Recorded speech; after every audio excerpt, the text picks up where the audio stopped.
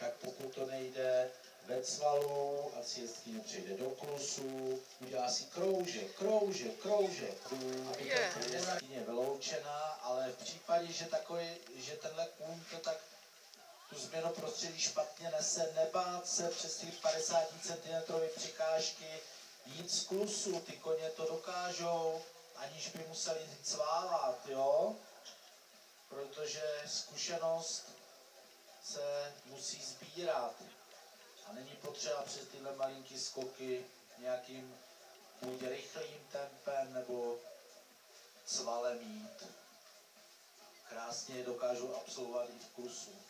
Já doufám, že je slečna v pořádku.